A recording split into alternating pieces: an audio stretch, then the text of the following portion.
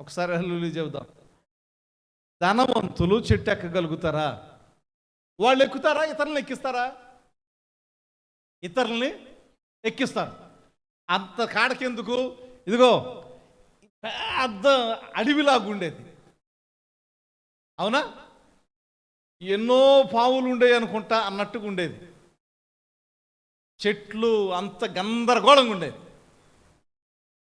దీన్ని నరకటానికి ఇప్పుడు తెలుగుదేశం పార్టీ మన ఎమ్మెల్యే గారు ఉన్నారు కదా, ఆయన వచ్చి నరికాడా అమ్మా?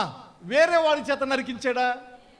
ధనవంతులు కష్టపడి పని చెయ్యరు, వాళ్ళు చెట్లు ఎక్కరు, వేరే వాళ్ళని ఎక్కుతారు. చెట్లు ఎదగటం అయితే వాళ్ళు ఎదుగుతారు, కానీ ఎక్కిచ్చేది, చెట్లు ఎక్కిచ్చేది మాత్రం వాళ్ళ పని కాదు. సో ఇప్పుడు ఈయన ధనవంతుడు, ఈయన ఏం చేస్తా ఉన్నాడు? చెట్టు ఎక్కాలి అని అంటే ఇట్స్ నాట్ ఈజీ. చెట్టు ఎక్కటం అంత సులువు కాదు. ఎక్కుతున్నాడు, జారి పడుతున్నాడు, ఎక్కుతున్నాడు, జారి పడుతున్నాడు, ఎక్కుతున్నాడు, జారి పడుతున్నాడు, దోక్కుపోతా ఉంది, దెబ్బలు తగులుతూ ఉన్నాయి. చిన్న ఆలోచన, యేసు ఎవరో చూడాలనుకున్నాడు. ఇన్ని శ్రమలు, ఇన్ని దెబ్బలు అవసరం అంటే మనమైతే అవసరం లేదు, ఆయన చూసారు. చంద్రబాబు నాయుడు వచ్చారు, లేకపోతే జగన్ వచ్చారు, లేకపోతే ఈ కాంగ్రెస్ కేంద్రంలో ఇద్దరు కదా, మోడీ గారు వచ్చారు, లేకపోతే రాహుల్ గాంధీ వచ్చారు, చూడాలనుకున్నాం. మరి దెబ్బలు తగిలించుకుని అంతగా చూడాలనుకుంటావా? దెబ్బలు తగిలించుకుని అంతగా చూడాలనుకుంటావా? లేదు. ఆయన చూస్తే లేవట్లేదు, దెబ్బలు తగులుతున్నాయి అనుకుంటాం. దెబ్బలు తగిలించుకోవటానికి, శ్రమలు ఎదుర్కోవటానికి, సమస్యలు ఎదుర్కోవటానికి మనం అంతగా ఇష్టపడం. ఇప్పుడు చెప్తా, ఇక్కడ ఏమున్నాయి? ఇక్కడ ఏమున్నాయి? పెన్సిళ్ళు ఉన్నాయి కదా. రాయాలి అనుకున్నాం అనుకో, ఈ రెండిట్లో ఏది పట్టుకొని రాస్తాం?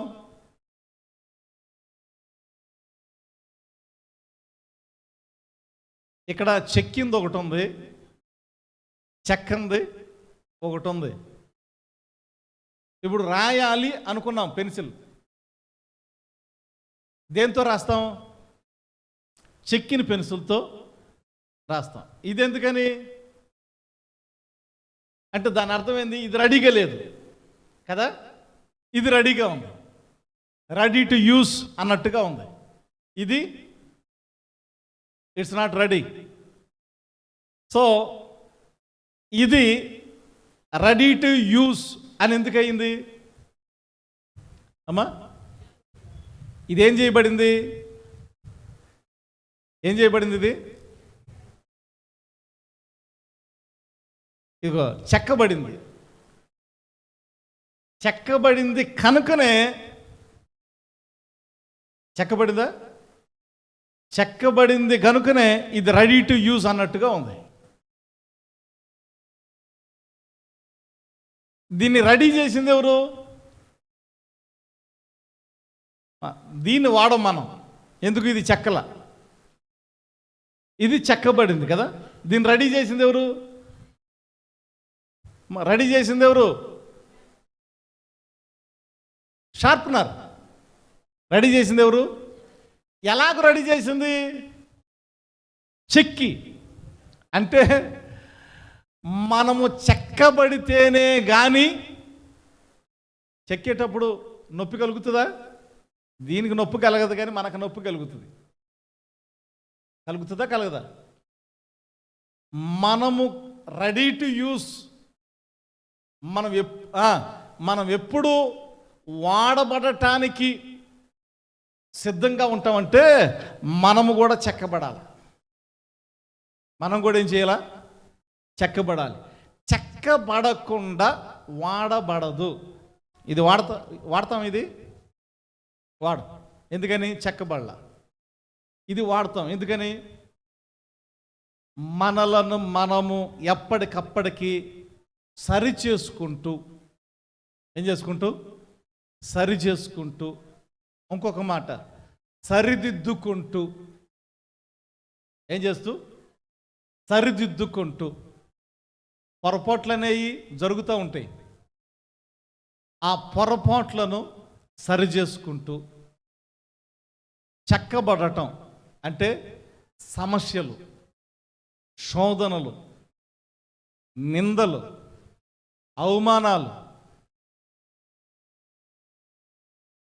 ఆర్థిక ఇబ్బందులు, రోగాలు, ఇవన్నీ చక్కబడే అనుభవం కిందకు వస్తుంది.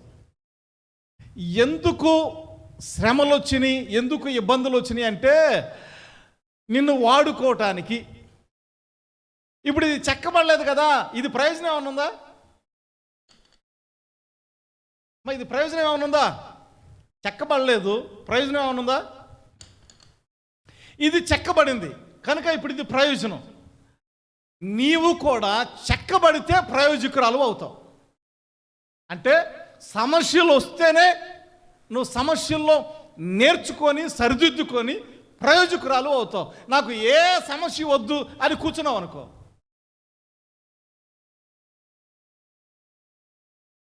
కొన్నిసార్లు ఎండలోకి వెళ్ళి కష్టపడాలా, కొన్నిసార్లు నీడలోనైనా కూర్చొని పని చేయాలా.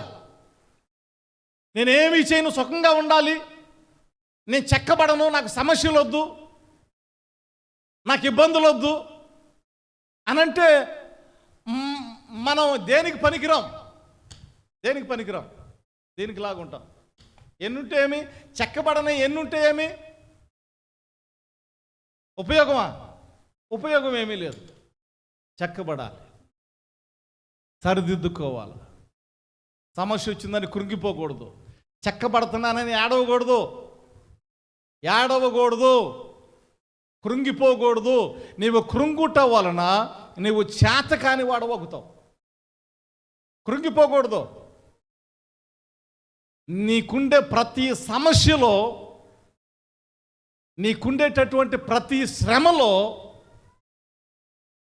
అవి నిన్ను హెచ్చించటానికే, నిన్ను సరిదిద్ది నీకు ఒక పాఠం నేర్పి ఒక మెట్టు నిన్ను ఎదిగింప చేయటానికే నువ్వు చెక్కబడతా ఉన్నావు.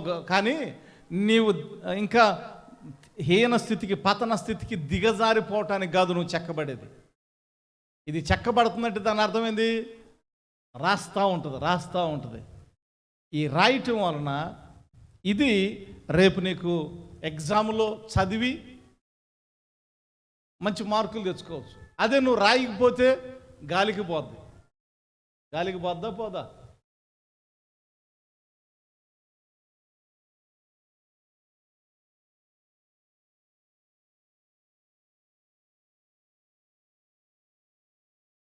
రాయకపోతే గుర్తుంటుందా? గుర్తుండదు కదా. ఏమర్థం అవుతుంది? రైట్. రాస్తే తర్వాత చదువుకోవచ్చు, ఇంకొకరు లేకపోతే మనం చదువుకోకపోయినా మరొకరు చదువుతారు. సో అది జ్ఞానాన్ని ఇస్తుంది, తెలివినిస్తుంది, కొంచెం ఎదగటానికి దోహదపడుతుంది. అలాగే జక్కయ్య కూడా నాకెందుకులే అనుకోలా, చెక్కబడటానికి. అనగా అది బాధ అయినా, అది గాయమైన, అది అసాధ్యమైన, చేతగానితనమైన దానిని ఎక్కటానికే, దెబ్బలు తగిల్చుకున్న దాన్ని ఎక్కటానికే ఆయన సిద్ధపడ్డాడు తప్ప ఆయన విరమించటానికి ఇష్టపడలేదు. ఉద్యోగస్తుడయ్యుండి, ధనవంతుడయ్యుండి, శ్రమ పడటానికి, ఏదైతే తను అనుకున్నాడో, నీవు అనుకున్న దానికి అంత తెగింపు, అంత శ్రమ నువ్వు అనుభవించడానికి సిద్ధమా? ఏదో నాకు ఆలోచన వచ్చింది, చేయాలనుకున్నావు, ఒక పని చేయాలనుకున్నావు, ఏదైనా ఇబ్బంది కలగంగానే డ్రాప్ అయిపోయేటటువంటి, అనగా ఇక నా వల్ల కాదు అనేటటువంటి పరిస్థితిలో ఉన్నావా? నీవు చేతకాని వాడవా? ఇంకా ప్రయోజనం ఏమీ లేదు. కానీ నువ్వు ఏదైతే చెయ్యాలనుకుంటావో దానికోసం నువ్వు చెక్కబడతా ఉన్నప్పటికీ, అనగా నీకు బాధ కలుగుతున్నప్పటికీ, అనగా నీకు శ్రమలు వచ్చినప్పటికీ, అనగా నీ ఆలోచన బట్టి నువ్వు ఏదైతే చేయాలనుకున్నావో అది నువ్వు చేయలేని పరిస్థితుల్లో ఉన్నప్పటికీ కూడా దానిని ప్రయత్నిస్తూనే ఉండాలా. నువ్వెంత చెక్కబడుతున్నా ప్రయత్నిస్తూనే ఉండాలి. మొత్తానికి చెట్టెక్కాడు ఆయన. గట్టిగా చప్పట్లు కొట్టి ప్రభుని మహింపరుతా. చప్పట్లు ఎందుకు కొట్టామంటే దేవుని మహింపరచడానికి కాదు, జక్కైన అప్రిషియేట్ చేస్తూ ఉన్నాం. ఒక వ్యక్తిని అనుకున్నది అనుకున్నట్టు చేయగలిగాడు కనుక శబాష్ అని చెప్తా ఉన్నాం. అంతేనా? తప్పు ఉందా? జక్కకి చప్పట్లు కొడుతున్నా తప్పేమన్నా ఉందా? ఎందుకని ఆయన అనుకున్నాడు, అది కష్టమైనా కానీ ఆగిపోలా. మొత్తానికి దెబ్బలు తగిలించుకొని దోక్కుపోయి అన్నీ చేసుకొని మొత్తానికి అనుకున్నది సాధించి చెట్టెక్కాడు. అప్రిషియేట్ చేయాలా వద్దా? 10వ తరగతి పాస్ అవుతాడండి. చదివి 10వ తరగతి పాస్ అవుతాడు. ఇంట్లో పట్టించుకోలేదు అనుకో, అరే పాస్ అయ్యవరా నువ్వు సూపర్ రా అని అనకుండా పాస్ అయ్యావా ఓకే అని అన్నారు అనుకో, వాడికి ఎట్లా ఉంటుంది? ఛీ అనవసరంగా పాస్ అయ్యింది నేను అనుకుంటాడు. అనుకోలే. నలుగురు మెచ్చుకోకపోతే, మంచి పనిని నలుగురు మెచ్చుకోకపోతే, ఆవిడ సంవత్సరం అంతా కష్టపడింది కూడా చీ అనిపిస్తుంది. కానీ ఎవరన్నా పొగిడారు అనుకో, కొన్ని రాత్రులు నిద్ర కూడా మేలుకొని చదివి అలిసిపోయి ఒక్క థ్యాంక్స్, ఒరే నువ్వు సూపర్ రా మంచిగా పాస్ అయ్యవు అని అన్నారు అనుకో, అదంతా కష్టం అంతా మర్చిపోతారు. అందుకని మనం కూడా ఏం చేస్తున్నాం? జక్కైన అప్రిషియేట్ చేస్తూ ఉన్నాం. ఏం చేస్తూ ఉన్నాం? జక్కైన అప్రిషియేట్ చేస్తూ ఉన్నాం. మరి మీలో ఎంతమంది జక్కైలు ఉన్నారో తెలియదు కానీ అనుకున్నది సాధించాలా. అనుకోవాలా, ఏదో ఒకటి అనుకోవాలా. ఇంట్లో కూర్చోవటమే కాదు, ఏదో ఒకటి పుట్టినందుకు ఏదో ఒకటి చెయ్యాలా, ఏదో పని చెయ్యాలా, ఏదో సాధించాలి. మొత్తానికి చెట్టు ఎక్కి కూర్చున్నాడు. అయితే బైబిల్లో మొట్టమొదటిగా రాయబడినటువంటి మాట, గుంపులు గుంపులుగా వెళ్తా ఉన్నారు. అందుకు ఈయన చూడలేకపోయాడు.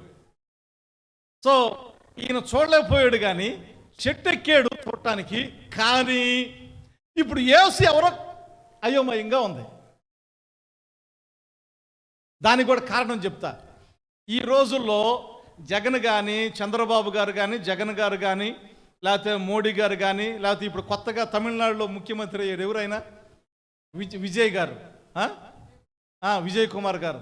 సో వీళ్ళందరూ ఈ ప్రాంతం వచ్చారనుకో, ఎవరో ఒకరు వీళ్ళలో మనం కరెక్ట్గా ఆయన ఐడెంటిటీ చేస్తాం, గుర్తుపడతాం. కారణం ఏంది?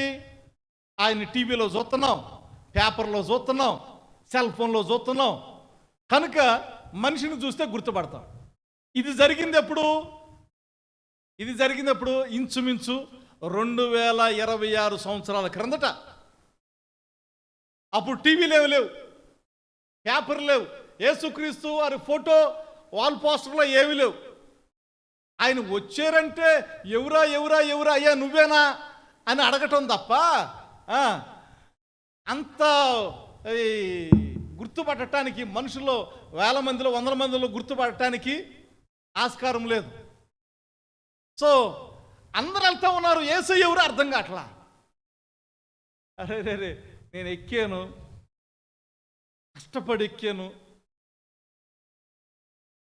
గాయాలు దెబ్బలు తగిలినాయి, అయినా కానీ ఓర్చుకున్నా, రక్తం కారింది అయినా కానీ ఓర్చుకున్నా, ఎన్నో శ్రమలు పడ్డా అయినా కానీ ఓర్చుకున్నా, చివరికి నేను ఏదైతే చేయాలో చెట్టెక్కాలనుకున్నా ఎక్కాను. కానీ నేను చెయ్యాల్సిందంతా చేశా. ఇప్పుడు ఏం చేయలేకపోతున్నాను? ఆయన ఎవరో తెలియదే అని అనుకుంటూ ఉండేలోపు ఆ చెట్టు దాటుతూ ఉండగా యేసయ్య కన్నులు పైకెత్తి జక్కయ్య త్వరగా రా అని పిలిచాడంట. ఏమని పిలిచాడు? కన్నులు పైకెత్తి జక్కయ్య త్వరగా నేడు నేను నీ ఇంట నుండవలసి ఉన్నది అని ఆయనతో అంటే గడ్డ గడ్డ గడ్డ గడ్డ గడ్డ గడ్డ గడ్డ గడ్డ వణికిపోయాడు ఆయన. కారణం ఏందో తెలుసా? నేను ఆయనకి తెలీదు, ఆయన కూడా నాకు తెలీదు.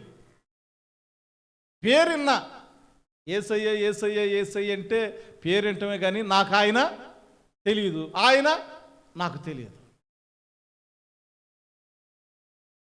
నన్ను పేరు పెట్టి పిలుస్తున్నాడంటే బహుశా నేను ఆయనకి తెలిసేమో. అందరూ ప్రవక్త అంటున్నారుగా, అందరు దేవుడు అంటున్నారుగా, అందరు ఏదో గొప్పవాడు అంటున్నారుగా, ఆయన అద్భుతాలు చేస్తానంటున్నాడుగా. అయ్యో, ఆయనకి నేను కూడా తెలుసా? నేను తెలిస్తే నా ఆలోచనలు తెలుసుగా, నా బాధలు తెలుసుగా, నా దుఃఖం తెలుసుగా, నా సమస్యలు తెలుసుగా, నా పాపం కూడా తెలుసుగా, నేను చేసే చెడు కార్యాలు కూడా తెలుసుగా. గడగడ గడగడ వణుక్కుంటూ కిందకి దిగాడు. ఆ పిలుపు కిందకొచ్చి, అయ్యా నేను ఎవరి దగ్గర అయితే అన్యాయంగా తీసుకున్నానో, జక్కయ్య యేసయ్యతో పలుకుతున్న మాట, ఎవరి దగ్గర అయితే అన్యాయంగా నేను తీసుకున్నానో వారికి నా ఆస్తిలో సగం భాగం ఇచ్చేస్తా, బేదలకి సగం ఇచ్చేస్తా. అన్యాయంగా తీసుకున్నటువంటి వారి దగ్గర 4 అంతలు తిరిగి ఇచ్చేస్తా. సగం బేదలకి ఇస్తా,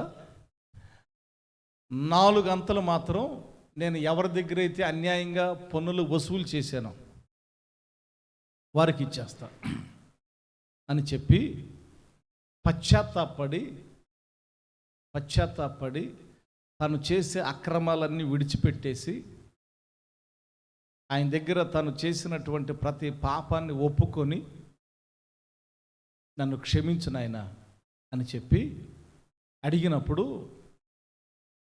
అక్కడ ప్రభు పలికిన మాట, ఇతడును అబ్రహాము కుమారుడే అని చెప్పి నశించిన దానిని వెదకి రక్షించటానికి యేసుక్రీస్తు ఈ లోకానికి వచ్చాను అని చెప్పాడు.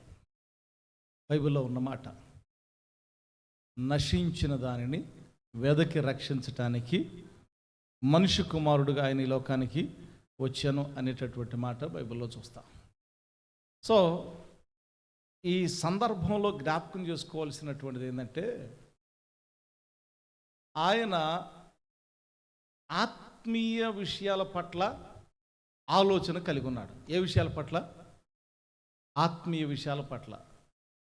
అంటే కొంతమందికి ఈరోజు అక్కడ ఎవరన్నా ఈ కల్చరల్ ప్రోగ్రామ్స్ కండక్ట్ చేస్తూ ఉంటారు. కొత్త సంవత్సరానికి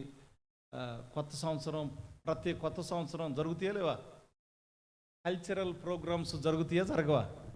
బాపట్లలో ఆ ఎమ్మెల్యే గారు ఒక బృందాన్ని దించుతారు, ఈ ఎమ్మెల్యే గారు ఇంకో బృందాన్ని, మాజీ ఎమ్మెల్యే ప్రస్తుత ఎమ్మెల్యేలు పోటీల మీద గ్రూపులు దించుతారు. కొత్త సంవత్సరంలోకి వెళ్తున్నాం కాబట్టి ఈ ఏంది జబర్దస్త్ టీం నుంచి ఒక ఎమ్మెల్యే పిలిస్తే ఇంకొక టీం నుంచి ఇంకొక ఎమ్మెల్యే పిలిస్తే ప్రోగ్రాలు ఉన్నాయి అని అంటే ఆలోచిస్తారు, ఓహో కొత్త సంవత్సరంలోకి వెళ్ళాలి కదా, ఏం చేద్దాం అని ఆలోచించి కొంతమంది అక్కడికి వెళ్ళే వాళ్ళు ఉంటారు. కొంతమంది అరే నేను దేవుని దగ్గరికి వెళ్ళాలి, సంవత్సరం అంతా కాపాడాడు, దేవుని దగ్గరికి వెళ్ళాలి అని ఆలోచన కలిగి ఉంటారు. ఇద్దరు ఆలోచించారు. కొంతమంది భౌతికంగా లోకానుసారంగా ఆలోచన కలిగి ఉంటారు. కొంతమంది ఆత్మానుసారంగా ఆత్మీయ తలంపులు కలిగి దైవికమైనటువంటి కార్యాల్లో మనం నూతన సంవత్సరాలకు అడుగు పెట్టేటప్పుడు దేవుని సన్నిధిలో ఉందాం అనే ఆలోచన కలిగి ఉంటారు. అయితే జక్కయ్య ఆలోచన వచ్చింది. ఏంటయ్యా ఆలోచన అంటే, దేవుని కుమారుడైనటువంటి యేసయ్యను చూడాలనుకున్నారు. సో ఆయన ఆలోచన మనం ఇందాక చెప్పుకున్నాం, ఆలోచించాలి, ఏదో ఒకటి చెయ్యాలి, ఏ సమస్యలు ఉన్నా ఎన్ని ఇబ్బందులు ఉన్నా మనం అనుకున్నది చెయ్యాలి, అప్పుడు సక్సెస్ అవుతామని చెప్పుకున్నాం. కానీ ఈయన ఆలోచనలో దైవికమైనటువంటి ఆలోచనలు కలిగి ఉన్నాడు కనుక ఆయన దైవికమైనటువంటి ఆలోచన రక్షణ తెచ్చిపెట్టింది. గట్టిగా చప్పట్లు కొట్టి ప్రభువును మహిమపడదాం. ఏం తెచ్చిపెట్టింది? రక్షణ అనగా నశించి నరకానికి వెళ్లకుండా, నరకము నుంచి తప్పించబడి నిత్యత్వానికి అనగా మోక్షానికి ఆయనను నడిపించింది. కనుక భౌతికంగా ఆలోచించేటటువంటి ఆలోచనలు మనలను నరకానికి అనగా పాతాళానికి నడిపిస్తూ ఉంటాయి. ఆత్మీయంగా దైవికంగా ఆలోచించేటటువంటి ఆలోచనలు మనలను నరకం నుంచి తప్పించి ఎక్కడ తీసుకెళ్తాయి? నిత్యత్వానికి, మోక్షానికి మనలను తీసుకెళ్తాయి. జక్కయ్య యేసు ఎవరో అని చూడాలని చూడగోరెను అనేటటువంటి మాట చూస్తాం. కనుక ఆలోచన రావటమే ఆలస్యం. యేసయ్య అతని అంతరంగాన్ని చూస్తూ ఉన్నాడు. గుంపులుగా ఉండటం వల్ల చూడలేకపోయాడు, పొట్టివాడై ఉండటం వలన చూడలేకపోయాడు. కానీ చెట్టెక్కి చూడాలనేటటువంటి తపన, ఎన్నిసార్లు ఫెయిల్ అయినా వెనక్కి తిరిగి వెళ్లకుండా ఆ చెట్టు ధనవంతుడయ్యుండి చెట్టు ఎక్కలేనటువంటి పరిస్థితుల్లో కూడా, చెట్టు ఎక్కే అలవాటు లేనటువంటి స్థితుల్లో కూడా ఆ చెట్టు ఎక్కినటువంటి ఆయనలో ఉన్నటువంటి ఆ ఆరాటం, ఆ ఆసక్తి దేవుని పట్ల, అతనికి ఉన్నటువంటి దేవుణ్ణి చూడాలి అనేటటువంటి ఆసక్తి చూసినప్పుడు దేవుడే ఆగి కన్నులెత్తి జక్కయ్య త్వరగా దిగు అని జక్కయ్యని పిలిచినటువంటి దేవుడు. ఆత్మానుసారమైనటువంటి ఆసక్తి, దైవికమైనటువంటి కార్యాల పట్ల మనకి ఆసక్తి కనుక ఉంటే దేవుడే నిన్ను దర్శిస్తాడు. దేవుడే మనలను దర్శిస్తాడు. మనుషులను నమ్ముకొనుట కంటే, రాజులను నమ్ముకొనుట కంటే, అధికారులను నమ్ముకొనుట కంటే యెహోవాను ఆశ్రయించుట, దేవుణ్ణి ఆశ్రయించుట మేలు. దేవుణ్ణి ఆశ్రయించుట మేలు. కనుక దైవికమైనటువంటి ఆలోచనలు కలిగి ఉండండి. అది మనకి ఆశీర్వాదాన్ని తీసుకొస్తుంది. నరకము నుంచి అనగా పాతాళం నుంచి తప్పిస్తుంది. నిత్యత్వానికి అనగా మోక్షానికి మనలను సిద్ధపరుస్తుంది. అంత మాత్రమే కాదు, ఇహమందు కూడా సంతోషము, సమాధానము, నెమ్మది మన జీవితాల్లో ఉంటుంది. అట్టి కృప దేవుడు మనకు అనుగ్రహించి నడిపించునుగాక. ఆమేన్.